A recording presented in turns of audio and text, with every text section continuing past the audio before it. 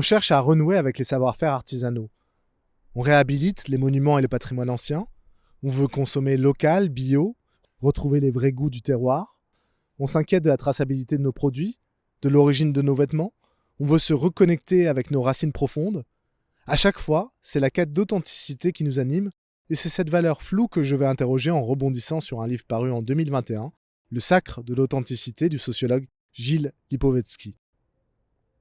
Et pour réfléchir à cette notion d'authenticité, j'ai donné rendez-vous au cœur de Paris, dans un espace de 9000 m², à Boris Bégard. Bonjour Boris. Ça va? Tu vas bien? Très bien, et toi? Ouais, super. Je suis ravi de te retrouver ici. On n'est pas n'importe où. Eh ben oui. On est à la TEP Ménilmontant, la terre d'écologie populaire. Super. C'est un espace, tu vois, avec immense, Ouais. avec un poulailler, avec une ruche, avec un jardin sauvage. On peut cultiver, on peut se retrouver. Tous les habitants, les riverains sont invités à venir ici. C'est ouvert à tous. Ok, super. Et c'est un vrai laboratoire de la vie authentique. Eh ben oui, super. Quel meilleur contexte?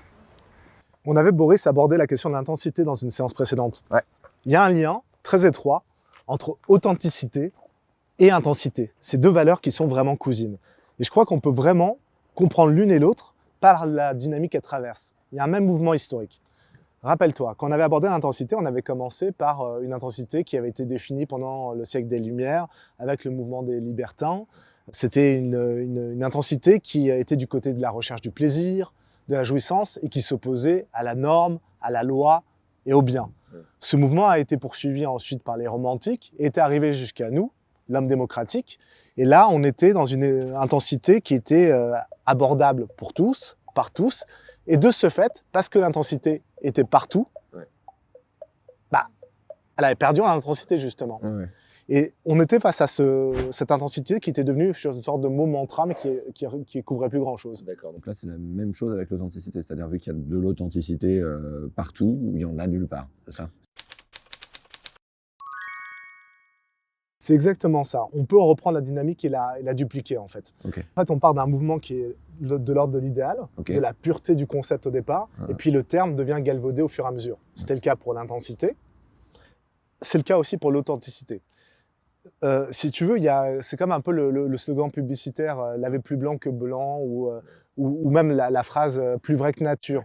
En fait, quand tu cherches autant à prononcer et à insister sur le concept, c'est que d'une certaine façon, l'authenticité authentique, elle n'existe plus. Tu es obligé de forcer les choses pour l'avoir, ça devient complètement artificiel. Ouais. Mais avant d'arriver à cette authenticité trafiquée, artificielle, il y a eu tout un mouvement.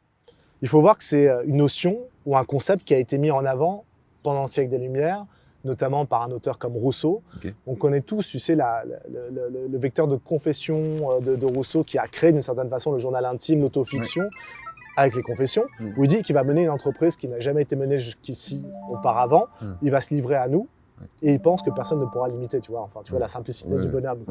N'empêche, il crée quelque chose qui est une sorte de dialogue authentique, où il est à la recherche de soi, par une introspection profonde, une quête, une recherche qui est difficile, qui est acharnée pour accoucher sa propre personne. Okay.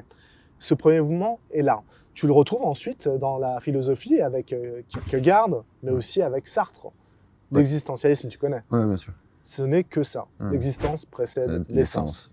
Donc tu vas te déterminer, tu ne vas exister que par les choix que tu vas opérer. C'est ça qui va définir ce que tu es. Tu es maître de toi, tu es maître de ton destin, mais il va falloir être authentique dans ces choix. Ok. Logique. Donc ça, c'est vraiment le premier mouvement, c'est la première phase de l'authenticité. C'est ce qui nous permet de bien déterminer cette phase 1. Ok, d'accord. Mais je comprends pas vraiment le problème là, parce que c'est un mouvement vers l'authenticité. Ouais. Qui nous éloigne de l'authenticité. Un mouvement vers l'authenticité qui nous éloigne de la pureté du concept. Pour l'instant, on est toujours du côté de la pureté du concept. Mais il y a une phase 2. Cette phase 2, alors, tu vois, on était avec les Lumières, on était du côté de la raison, c'est la raison qui nous permet de nous déterminer authentiquement. Et puis on bascule du côté des années 60, 70, mais 68 est passé par là. Donc l'aspiration qui était individuelle, Rousseau, un être qui cherche l'authenticité en lui, le mouvement il devient collectif. Voilà. Plutôt que de chercher juste en soi l'authenticité qui nous manque, on va la demander à la société. Or la société, nous empêche d'accéder à ça. Elle aussi, elle est hypocrite. Comme les individus qui nous entourent, elle est hypocrite, elle est socialement travestie. Il va falloir dénoncer les faux-semblants, voir ce que les institutions nous font, comment elles nous fabriquent, comment elles nous manipulent, comment elles jouent des jeux, tu sais, ces Bourdieu de reproduction sociale, les héritiers et autres. Donc c'est la société qui devient l'ennemi, et collectivement, l'authenticité devient une façon de subvertir l'ordre social et trouver le moyen de construire une société authentiquement libre et égalitaire. Parce que du mouvement des Lumières jusque-là, tu vois bien qu'en fait, on est du côté de l'aspiration révolutionnaire. Tu as la Révolution française, tu as la Déclaration des droits de l'homme et du citoyen, il y a l'aspiration à l'égalité, et elle est adossée, et elle est accompagnée de la quête et de la recherche d'authenticité. Et bien, d'une certaine façon, 68 accomplit ce mouvement, va jusqu'au bout de ce mouvement, et donc tu as cette phase 2, phase 1, Rousseau, phase 2, mai 68. Tu vois, Boris, pour récapituler, on est passé de la phase 1 à la phase 2, mais il y a un point commun quand même. C'est que dans chacune de ces étapes, l'authenticité, elle se conquiert. C'est une lutte. C'est un arrachement à soi pour arriver à son vrai soi. C'est une lutte qui se joue dans la conflictualité. Tu comprends ? Et j'imagine que maintenant, tu vas nous dire que ça n'a plus rien à voir. C'est ça. En fait, il y a une phase 3. C'est ce que je te disais en propos initial, c'est le terme est devenu galvaudé. Aujourd'hui, on est dans une authenticité qui est une authenticité confort, une authenticité pantoufle. On ne va pas chercher, on ne va pas gagner celle-ci, elle va venir à nous. On attend qu'on nous la serve sur un plateau, en quelque sorte. C'est la phase, ça c'est Lipovetsky qui dit ça, la phase cool de l'authenticité. C'est sa phase normalisée. Et là, tout le monde est prêt à répondre à cette demande qu'on a chacun en nous. C'est le consommateur qui veut une consommation authentique. C'est l'entreprise qui dit moi, je me comporte et j'ai un engagement authentique envers l'environnement, envers l'égalité entre les genres et entre les sexes. C'est tout le monde qui va mettre en avant son honnêteté, sa sincérité. L'homme politique qui va écrire un livre politique où il va mêler des anecdotes personnelles pour qu'on voit mieux qui il est, s'il est honnête, s'il est sensible, s'il est proche des gens. Laurent Fabius qui racontait dans un de ses livres qu'il adorait les carottes, que c'était un de ses plats préférés. Ouais, mais moi je trouve ça plutôt cool. Enfin, ok, je vois ce que tu me disais avant, mais l'authenticité au fond, moi je préfère avoir des marques qui sont soucieuses de la provenance de leurs produits, des politiques qui sont jugées sur leur honnêteté, des entreprises qui font la promotion de valeurs sociales et écologiques. Ça me semble être un bon point vis-à-vis de la lutte contre le mercantilisme acharné, la quête du profit perpétuel. Il y a au moins des valeurs qui sont défendues là-dedans, non ?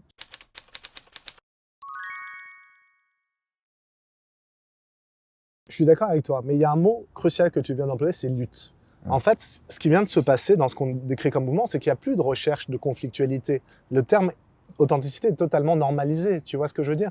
On est dans une authenticité qui est cool, qui est pacifiée, qui ne cherche plus à battre une société, des normes qui lui paraîtraient conservatrices. Il n'y a plus de force subversive dans cette authenticité-là. Et si on va jusqu'au bout du cheminement, on peut se demander si elle ne devient pas elle-même une nouvelle norme, une nouvelle injonction à l'individu à se conformer, une nouvelle forme de conformisme social qui serait dans le jeu de la distinction. Alors je sais, ça peut paraître poussé comme raisonnement, mais je pense qu'on peut l'étayer. Ouais, mais je suis pas tout à fait convaincu parce que le be yourself, justement, cette espèce de propension à exister en soi et pour soi, c'est aussi la lutte des genres, l'ouverture à une sexualité non binaire, la lutte pour les droits LGBT, le fait de mieux manger, de chercher la promotion à des alternatives au niveau de la santé, dans la manière de se nourrir, etc. C'est des valeurs plutôt positives, tout ça.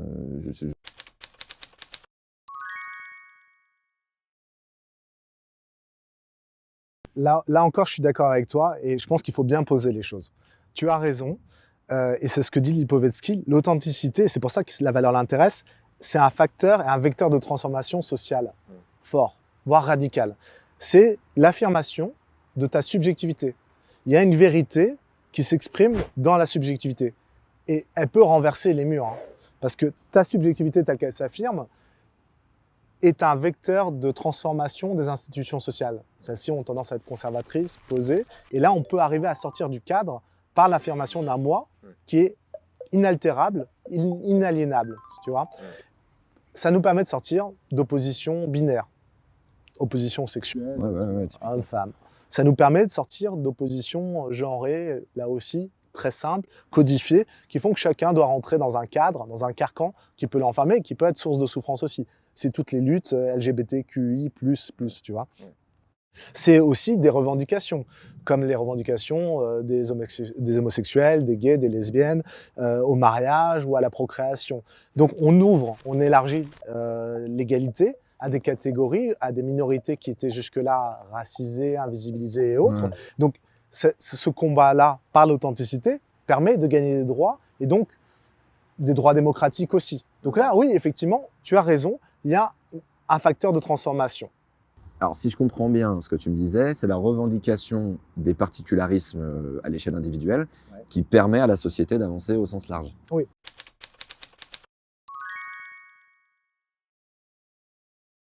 Okay. Moi, je dis rien, tu sais bien. Je m'invoque de Lipovetsky et autres. Voilà, et puis, on va montrer la contre-tendance, en fait. Et là, je vais prendre peut-être le rôle du vieux réac qui est un peu con. Très bien. Dans la phase 1 et dans la phase 2, l'authenticité, je te disais, c'était une force subversive. C'était une contestation de l'ordre social, et particulièrement quand on pense à mai 68. L'objectif, c'était pas de rentrer dans la société. C'était de révolutionner ici et maintenant la société. C'était la contre-culture. Là, dans les revendications dont on vient de parler, l'objectif, c'est de passer par la loi.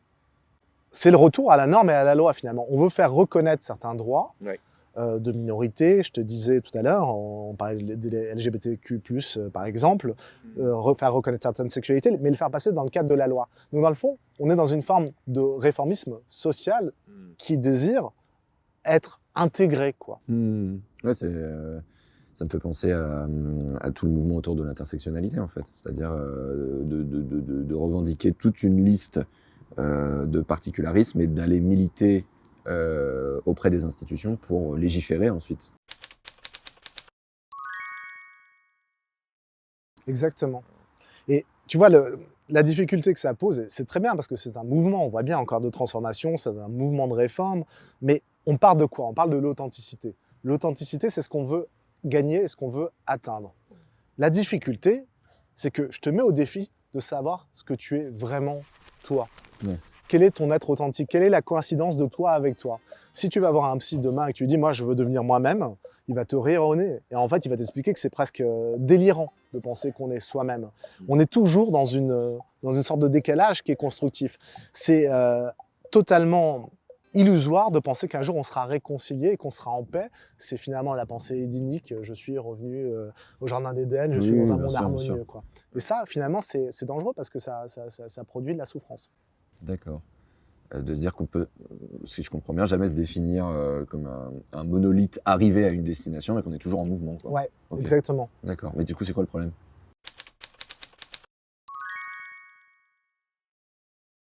Bah, écoute, on va jouer à une naïf. Quand tu es dans une quête d'authenticité, que tu veux aspirer à cette réconciliation, que tu n'atteindras pas, certains peuvent s'en servir pour obtenir quelque chose de toi. Et là, je pense à des fins mercantiles. Comment on va pouvoir instrumentaliser cette quête qui est authentique et sincère et le transformer en produit marchand? Je vais t'expliquer les choses, telles que je les vois en tout cas. L'authenticité, c'est l'affirmation de ta subjectivité. Tu te méfies de la société, tu te méfies des institutions. Tu cherches à briser un peu tous ces carcans qui sont autour de nous. Le lien social, les institutions, toutes nos valeurs holistiques, tout ce qui nous encadre, ont pour vertu de donner un cadre à l'expérience qui fait que c'est assez rassurant. Si tu fais péter tout ça, l'individu en quête d'authenticité, il s'affirme, mais dans un monde de plus en plus instable. C'est le chaos, quoi. En tout cas, c'est le risque de chaos et de générer du stress, des angoisses, de l'anxiété. Les insécurités, je vais t'en donner des exemples qui vont te parler tout de suite. On vit dans un climat d'insécurité alimentaire. Tu te souviens de Spanghero? Ah, c'est les lasagnes, non? Je sais plus. C'est les lasagnes. Le cheval. Exactement. Tu avais de la viande de cheval à l'intérieur, donc on a mangé pour certains de la viande de cheval. Bon, c'est très désagréable de penser que tu ne sais pas ce que tu manges. Pense aussi aux pizzas récemment. Il y a eu un scandale sanitaire aussi avec ça, avec une bactérie qui a rendu des enfants malades, voire certains sont morts. On vit avec ce climat-là autour de nous, l'insécurité sanitaire. Donc on veut plus de traçabilité des produits, on veut manger plus sainement, on veut retourner au bio, parce qu'on pense qu'on va pouvoir créer et générer un produit sain s'il n'est pas transformé artificiellement. Donc tu vois, l'authenticité vient aussi parler de cette insécurité. Sur l'insécurité aussi, on parlait tout à l'heure de la sexualité, la question des genres. Bah là aussi, l'insécurité vient se loger parce que l'insécurité sur la sexualité, c'est aussi l'insécurité qui est liée à la gestion de ton propre corps. La société est beaucoup plus sensible aux formes de violence sexuelles qui sont associées bien sûr à la question de l'enfance. On est très très sensible à ça, mais aussi aux femmes. Et on voit bien le mouvement MeToo qui a mis la question du consentement au cœur du jeu, de la relation de séduction entre un homme et une femme. Là aussi, c'est une authenticité. La sincérité de mon engagement. Est-ce qu'on est en phase? Est-ce qu'on est d'accord? Insécurité génère une demande d'authenticité. Donc, très bien. Mais l'authenticité, je te l'ai dit au début, elle creuse aussi cette insécurité puisqu'elle casse nos cadres. Donc, authenticité, affirmation de la subjectivité, déstabilise la société, va demander une authenticité supplémentaire. Et là, qui s'engouffre? Le marché. Le marché, exactement, qui est ravi de te dire, moi, je te vends de l'authenticité, c'est garanti 100% authentique. Alors, c'est vrai pour les produits qu'on consomme, les labels, bio, écolo, machin, tout ça, tout ce qu'on va trouver, les entreprises qui montent leurs engagements, les politiques, etc. Exactement, les déclarations de revenus, les déclarations de patrimoine qui vont montrer que t'es face à un homme politique qui est honnête. Donc on a tout ça. Et puis aussi, l'authenticité, elle fait vendre, tout simplement. Parce que on le voit par exemple avec les techniques du storytelling aujourd'hui. Prends un mec comme Elon Musk, c'est un génie du storytelling. Tu vends une narration, tu vends une histoire. Et on nous dit, quand on fabrique des histoires, qu'il faut être sincère et honnête. Et que c'est ça la valeur ajoutée de ton histoire. Si tu es honnête et sincère, eh bien, cette histoire, elle va embarquer les gens et elle va faire vendre. Oui, quitte à rien vendre, en fait. C'est-à-dire, tant que le sens apparaît comme cohérent et authentique, surtout, bah, ça fonctionne. C'est ça. D'accord. C'est ça. Tu crées de la désirabilité, tu crées de l'envie, tu crées de l'entraînement, tu crées de l'énergie investie. Et c'est ça aussi l'authenticité, c'est tu as envie que les gens s'investissent, s'engagent. Et tu y arrives grâce à cette quête. D'accord. Ouais, donc en fait, le storytelling à tout prix, quoi. C'est-à-dire, c'est une forme de coquille vide, en fait. Tu as plus authentique qu'authentique, plus green que green. C'est cette logique-là. Ça me fait un peu penser au coach en développement personnel, c'est ce que tu es en train de me dire. C'est-à-dire que par moment, on a l'impression que du moment que ça fait authentique, et ben c'est authentique, quoi. C'est exactement ça, c'est une authenticité toc en fait, pour prendre un exemple qui va te parler, c'est celui du tourisme. Quand le touriste part, tu vois, pour fuir le quotidien, les ennuis, les tracas, il veut vivre une expérience authentique auprès des locaux, auprès des musées, auprès des cadres de vie. Et en fait, on lui prépare ce terrain-là pour qu'il vive une expérience authentique. Qu'il ne l'est plus.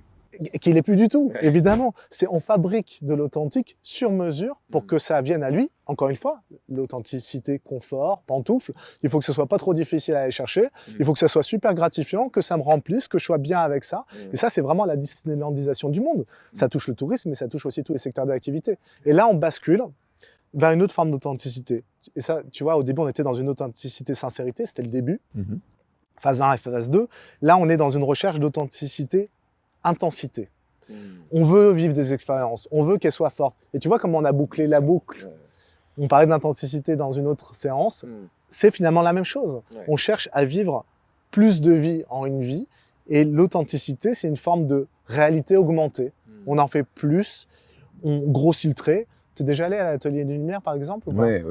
Tu vois, c'est une expérience sensitive, immersive totale, quoi. Tu n'es plus face à ton tableau de Van Gogh, tu te prends du Van Gogh en plein dans la tronche, avec de la musique, et là, tu ressens des choses. Et bah, c'est ça, ce qui est en train de se passer. Et là, on a un problème parce que on risque de perdre tout sens et toute notion de ce qui est authentiquement authentique.